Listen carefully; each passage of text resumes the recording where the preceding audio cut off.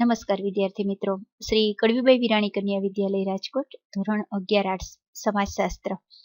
આજે આપણે જોવાના છીએ ચેપ્ટર નંબર 2 સમાજશાસ્ત્રના મૂળભૂત ખ્યાલો.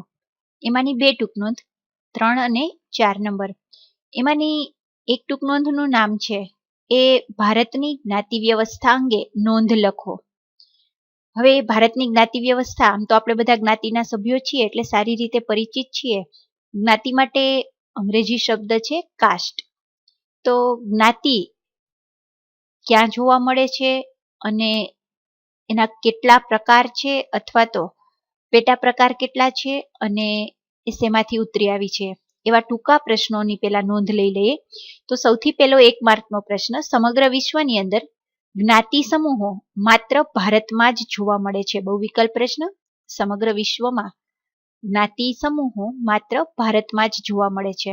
પછી બીજો પ્રશ્ન, ભારતની અંદર કયા ધર્મમાં જ્ઞાતિ વ્યવસ્થા જોડાયેલી છે?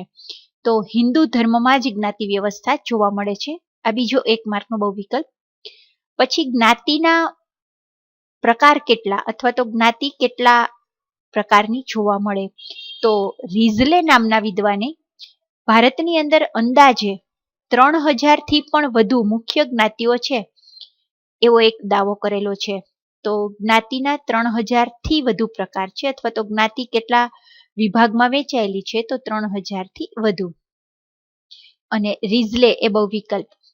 પછી આવશે MN શ્રીનિવાસના મતે ભારતમાં જ્ઞાતિઓ એ હિન્દુ સમાજની વર્ણ વ્યવસ્થામાંથી ઉતરી આવી છે. ત્યાં પાછો આપણે પ્રશ્ન બનાવીએ કે જ્ઞાતિ વ્યવસ્થા શેમાંથી ઉતરી આવી છે? 1 માર્કનો બહુ વિકલ્પ. તો હિન્દુ સમાજની અંદર પ્રાચીન સમયમાં વર્ણ વ્યવસ્થા હતી, જેમાં 4 વર્ણ હતા: બ્રાહ્મણ, ક્ષત્રિય, વૈશ્ય અને શૂદ્ર. આ 4 વર્ણ વ્યવસ્થામાંથી આ જ્ઞાતિ વ્યવસ્થા ઉતરી આવી છે એવું MN શ્રીનિવાસ જણાવે છે. 1 માર્કનો પ્રશ્ન ત્યાં ટીક કર્યો કે જ્ઞાતિ વર્ણમાંથી ઉતરી આવી એવું કોણે સાબિત કર્યું? તો MN શ્રીનિવાસે. અને શેમાંથી ઉતરી આવી? તો વર્ણ વ્યવસ્થામાંથી. તો અહીંયા આપણે 4 1 માર્કના પ્રશ્ન જોયા. પછી જોઈએ જ્ઞાતિનું સભ્યપદ કેવી રીતે પ્રાપ્ત થાય? તો જ્ઞાતિનું સભ્યપદ જન્મતાની સાથે જ પ્રાપ્ત થાય, આપોઆપ. એના માટે માનવીએ પ્રયત્ન કરવો પડતો નથી. જે જ્ઞાતિમાં જન્મ થાય એ જ્ઞાતિનું સભ્યપદ આપોઆપ મળે છે. તો આ થઈ ભારતીય જ્ઞાતિ વ્યવસ્થા અંગેની પાયાની બાબતો, એટલે કે મુખ્ય બાબતો. તો જ્ઞાતિ હિન્દુ સમાજ, ભારતીય સમાજમાં જ જોવા મળે, 3000 થી વધુ છે અને વર્ણ વ્યવસ્થામાંથી ઉતરી આવ્યા છે, તથા એનું સભ્યપદ આપોઆપ પ્રાપ્ત થાય છે. આટલા 1 માર્કના પ્રશ્ન જોયા પછી હવે જોઈએ જ્ઞાતિના લક્ષણો. જોકે અહીંયા જ્ઞાતિના લક્ષણો મુદ્દાવાર આપેલા નથી, પણ આપણે આમાંથી 6 મુદ્દા તારવી શકીએ. અને ધોરણ 12માં તથા ધોરણ 11માં જ્ઞાતિના મુખ્ય 6 લક્ષણો કોણે આપ્યા છે એવો 1 માર્કનો પ્રશ્ન પૂછાય. તો ત્યાં આપણે જવાબ લખી શકીએ, ડોક્ટર GS ધુરીએ. ડોક્ટર GS ધુરીએ જ્ઞાતિના 6 લક્ષણો બતાવ્યા છે. એ જ્ઞાતિના 6 લક્ષણોમાંનું પહેલું લક્ષણ હતું કે હિન્દુ સમાજનું જુદા જુદા વિભાગોમાં વિભાજન. એ ધુરીએ આપેલું પહેલું લક્ષણ હતું. પછી બીજું હતું સામાજિક કોટિક્રમ. ત્રીજું હતું દરેક જ્ઞાતિનો પોતાનો આગવો વ્યવસાય, એટલે કે વંશ પરંપરાગત વ્યવસાય. એ ત્રીજું લક્ષણ.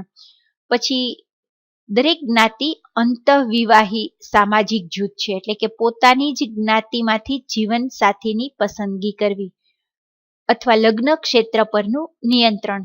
એ પણ જ્ઞાતિનો એક લક્ષણ છે. પોતાની જ જ્ઞાતિમાંથી જીવનસાથીની પસંદગી કરવી, લગ્ન ક્ષેત્ર પરનું પ્રતિબંધ. અને નાગરિક અને સામાજિક વ્યવહારો પરના પ્રતિબંધો. પ્રાચીન સમયમાં એવું માનવામાં આવતું હતું કે જ્ઞાતિમાં પોતાનાથી ઉચ્ચ જ્ઞાતિના લોકો હોય એમની સાથે સામાજિક વ્યવહાર કે ખાનપાનનો વ્યવહાર થઈ શકે, પણ એમનાથી નીચેની જ્ઞાતિ હોય એમની સાથે ખાનપાનની રીતોમાં પ્રતિબંધ હતો. ત્યાર પછી છે સગાઈ સંબંધો. અને જ્યાં જ્યાં જ્ઞાતિ સમૂહો છે ત્યાં એક પ્રકારના બંધનો કે પ્રતિબંધો. જોકે એવું જરૂરી નથી કે જ્ઞાતિના પ્રતિબંધો એવા ને એવા હોય. વર્તમાન સમયમાં જ્ઞાતિનું પરંપરાગત સ્વરૂપ ઘણું બધું બદલાયું પણ છે. તો હવે પછીના એક ચેપ્ટરમાં આપણે જ્ઞાતિના 6 લક્ષણો શીખવાના છીએ. ત્યારે આપણે આ 6 લક્ષણ વિગતવાર જોશું. પણ અહીંયા આપણા સિલેબસ પ્રમાણે જ્ઞાતિના લક્ષણો આ પેરેગ્રાફમાંથી પણ લઈ શકાય. એમાં પહેલું છે જ્ઞાતિનો પહેલું લક્ષણ એટલે સામાજિક વ્યવહાર. બીજું છે વ્યવહાર એટલે પોતાની જ જ્ઞાતિ સાથે લગ્નનો કે ખાનપાનનો વ્યવહાર કરવો. પછી છે લગ્ન પરનો પ્રતિબંધ એવું કે જીવનસાથીની પસંદગી પોતાની જ્ઞાતિ કે પેટા જ્ઞાતિમાંથી જ કરવી. સગાઈ સંબંધો એટલે કે એકબીજા સાથેના સામાજિક, ધાર્મિક અને વગેરે સંબંધો એ પોતાની જ્ઞાતિ સાથે જ હોય, એને સગાઈ સંબંધો કહીએ.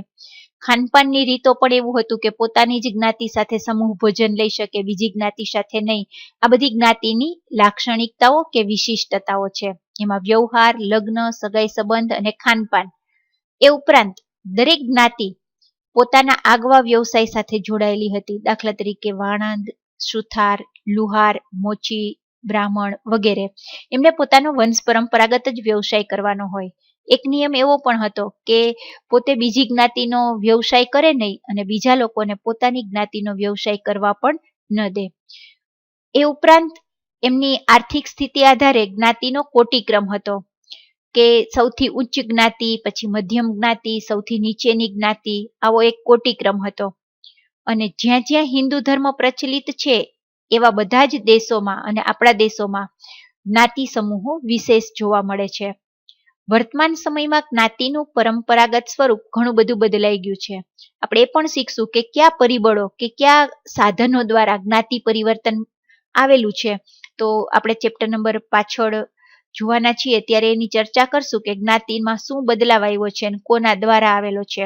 અત્યારે માત્ર જ્ઞાતિના લક્ષણો 2 માર્કનો પ્રશ્ન અને એના મુખ્ય લક્ષણોમાં વ્યવહાર, લગ્ન, સગાઈ સંબંધ, ખાનપાનની રીત અંગે વિશિષ્ટતા, આગવો વ્યવસાય એટલે કે પરંપરાગત વ્યવસાય અને જ્ઞાતિનો કોટિક્રમ આ હિન્દુ ધર્મમાં વધારે જોવા મળે છે. હવે જોઈએ જ્ઞાતિના લક્ષણો 2 માર્કનો પ્રશ્ન પૂરો કરી અને પછી નવી ટૂંક નોંધ. એ નવી ટૂંક નોંધનું સામાજિક નિયંત્રણની વ્યાખ્યા આપી એના લક્ષણો સમજાવો. સામાજિક નિયંત્રણ એટલે સોશિયલ કંટ્રોલ. જો કે દરેક વ્યક્તિ જે સમાજમાં રહે છે એ સમાજના નિયંત્રણમાં હોય છે. જો લોકોના વર્તન વ્યવહારને નિયંત્રિત કરવામાં ન આવે તો સમાજ વ્યવસ્થા છે એ વેરવિખેર થઈ જાય. માટે સમાજને વ્યવસ્થિત રીતે ટકાવી રાખવો હોય, બધા લોકોની જરૂરિયાતો પૂરી કરવી હોય તો સામાજિક નિયંત્રણ હોવું અનિવાર્ય છે. આ સામાજિક નિયંત્રણ શું છે અથવા એનો અર્થ શું છે એ પહેલા જોઈએ તો બધા જ સમાજો એ ઓછે વત્તે અંશે ગતિશીલ અને પરિવર્તનશીલ હોય છે. માનવ સમાજ પણ ગતિશીલ અને પરિવર્તનશીલ છે અને સમાજના જુદા જુદા ભાગોમાં પરિવર્તન આવતું જ રહે છે. છતાં સમાજનું મૂળભૂત સ્વરૂપ લાંબા સમય સુધી ટકી રહે છે. ઉદાહરણ તરીકે ભારતીય સમાજમાં અનેકવિધ પરિવર્તનો આવ્યા છતાંય ભારતનો ઐતિહાસિક વારસો છે કે આપણી સાંસ્કૃતિક વારસો છે એ હજી પણ ટકી રહ્યો છે. તો સમાજ જીવનની જરૂરિયાતો અને સામાજિક સંબંધોની વ્યવસ્થા ત્યારે જ શક્ય બને જ્યારે સમાજના સભ્યો છે એ સમાજના સ્વીકૃત ધોરણો પ્રમાણે વર્તન વ્યવહાર કરતા હોય. આપણે પણ આપણા વર્તન વ્યવહારમાં આ ધોરણોનું પાલન કરીએ છીએ. સમાજે નક્કી કરેલા સ્વીકૃત ધોરણો પ્રમાણે જ આપણે વર્તન વ્યવહાર કરીએ છીએ. પછી વર્તન વ્યવહાર વાહન વ્યવહારનો હોય, શિક્ષણનો હોય અથવા તો એકબીજા સાથેના વર્તન વ્યવહારનો હોય. દરેકમાં એક નિયંત્રણની પદ્ધતિ જોવા મળે છે. તો અહીંયા આપણે જોયું કે સામાજિક નિયંત્રણ છે એ દરેક સમાજ માટે અનિવાર્ય છે, પણ દરેક સમાજમાં નિયંત્રણની પદ્ધતિઓ અલગ અલગ હોય છે. જો સમાજ બદલાય છે કે પરિવર્તન પામે છે તો પણ સમાજમાં નિયંત્રણ તો હોય જ છે અને નિયંત્રણ હોવાથી જ આપણી જરૂરિયાતો પૂરી થાય છે અને સંબંધો જળવાય છે. નિયંત્રણ એટલે ધોરણો પ્રમાણેનો વર્તન વ્યવહાર. જોઈએ આગળ સામાજિક નિયંત્રણનો અર્થ. પેલા નિયંત્રણ જોયું કે અનિવાર્ય છે. નિયંત્રણ શા માટે અનિવાર્ય છે? કેમ કે એ જરૂરિયાત પૂરી કરે છે અને એનાથી જ સમાજની વ્યવસ્થા જળવાય છે. હવે આ નિયંત્રણનો અર્થ મેકાઈવર અને પેજના મતે જોઈએ તો 1 માર્કનો પ્રશ્ન. સમગ્ર સમાજ વ્યવસ્થાને સંગઠિત રાખતી અને ટકાવી રાખતી રીત એટલે સામાજિક નિયંત્રણ. ભારતીય સમાજ સંગઠિત પણ છે અને ભારતીય સમાજની જે વર્તન વ્યવહારની રીત છે એ લાંબા સમયથી ટકી રહી છે. તો ભારતીય સમાજમાં પણ સામાજિક નિયંત્રણ છે. સમગ્ર સમાજને ટકાવી રાખતી રીત એટલે સામાજિક નિયંત્રણ. આ સામાજિક નિયંત્રણ કેવા પ્રકારનું હોય? તો ટીકા, નિંદા કે મસ્કરી દ્વારા પણ નિયંત્રણ કરી શકાય. ક્યારેક દંડ, સજા કે જેલ દ્વારા પણ નિયંત્રણ કરી શકાય. તો નિયંત્રણ છે એ ટીકા નિંદાથી શરૂ કરીને દેહાંત દંડ એટલે કે ફાંસીની સજા સુધીનું પણ હોઈ શકે. જેવો અપરાધ એવું નિયંત્રણ. સમાજમાં સામાજિક ધોરણોથી વિરુદ્ધના વર્તનને અટકાવતી રીતો કે સાધનો એટલે સામાજિક નિયંત્રણ. આ પણ એક વ્યાખ્યા કે અર્થ કહી શકાય. તો અહીંયા સામાજિક નિયંત્રણ એટલે ધોરણ વિરુદ્ધના વર્તનને અટકાવવાનું સાધન. હવે સામાજિક નિયંત્રણના લક્ષણો જે 3 માર્કમાં પણ પૂછાય છે. તો અર્થ અને લક્ષણો સાથે પૂછાય ત્યારે આપણે લખશું કે સામાજિક નિયંત્રણનું પહેલું લક્ષણ એટલે સાર્વત્રિકતા. સામાજિક નિયંત્રણ સાર્વત્રિક છે, બધે જ છે. માનવ સમાજમાં તો સાર્વત્રિકપણે બધે જોવા મળે છે. જોકે નિયંત્રણના સાધનો અને પદ્ધતિઓ બધે એક સરખી નથી હોતી. સમાજે સમાજે અલગ હોય અને સમયે સમયે પણ અલગ કે જુદી હોય. ઉદાહરણ જોઈએ તો સામાજિક નિયંત્રણ કરવા માટે આદિવાસી સમાજમાં જે નિયંત્રણના સાધનો છે એના કરતા શહેર સમુદાયમાં સાધનો અલગ છે. આદિવાસી સમુદાયમાં નિયંત્રણ છે એ ડરાવીને, ધમકાવીને કે ધાર્મિક પાપ પુણ્યના ખ્યાલથી સમાજને નિયંત્રિત કરે છે. જ્યારે નગર સમુદાયનું નિયંત્રણ કોઈના ડરથી કે કોઈના ભયથી કે ધર્મથી નહીં, કાયદાથી થાય છે. એટલે સમાજે સમાજે નિયંત્રણના સાધનો અલગ છે. એવી રીતે સમયે સમયે પણ સાધનો જુદા હોય. પ્રાચીન સમયના ગ્રામ સમુદાયમાં નિયંત્રણનો સાધન છે ગામના સરપંચ હોય, મુખી હોય અથવા તો ગામના વડીલો હોય, એનાથી સમાજ નિયંત્રિત થતો. જ્યારે આધુનિક યુગની અંદર કોઈની લાજ કે શરમથી નહીં, માત્ર આપણે કાયદાથી ડરીએ છીએ અને એનાથી જ નિયંત્રણ થાય છે. તો સમયે સમયે નિયંત્રણ અલગ છે. આ થઈ સાર્વત્રિકતાની વાત. અને હજી છેલ્લું કે સામાજિક નિયંત્રણ વગરનો કોઈ પણ સમાજ શક્ય નથી. તો બધા સમાજમાં નિયંત્રણ હોવું અનિવાર્ય છે એટલે સાર્વત્રિક. બીજું લક્ષણ છે સામાજિક નિયંત્રણ એક પ્રક્રિયા તરીકે. એક પ્રક્રિયાનો અર્થ છે કે પેઢી દર પેઢી આ નિયંત્રણ ચાલ્યું આવે છે, સળંગ છે. કોણ કરે છે આ નિયંત્રણનું સંચાલન? તો સામાજિક નિયંત્રણ એ આંતરક્રિયાનું પરિણામ છે. લોકો એકબીજા સાથે આંતરક્રિયા કરે અને આંતરક્રિયા દ્વારા એકબીજાને આ નિયંત્રણ શીખવાડે છે. બાળકો જન્મે ત્યારે એનું સમાજીકરણ થાય એટલે કે સમાજને અનુરૂપ બાળકનું ઘડતર થાય. આ સમાજીકરણની પ્રક્રિયા દ્વારા સમાજના ધોરણો વ્યક્તિને શીખવવામાં આવે અને ધીમે ધીમે વ્યક્તિની અંદર આ ધોરણોનું આંતરીકરણ થાય. થોડા મોટા થઈએ પછી આપણને શીખવવું નથી પડતું કે આ ધોરણ છે, પરીક્ષામાં ચોરી ન કરવી જોઈએ કે રમતમાં કાંઈ નિયમોનો ભંગ ન કરવો જોઈએ. આ બધું આપણી અંદર આંતરીકૃત થયું છે. આપણે વાહન ચલાવીએ છીએ તો કઈ સાઈડ વાહન ચલાવવું જોઈએ, રોંગ સાઈડ ન જવું જોઈએ અથવા તો વન વે હોય ત્યાં ટર્ન કેવી રીતે લેવો જોઈએ. આ બધું આપણી અંદર આંતરીકૃત થયું છે.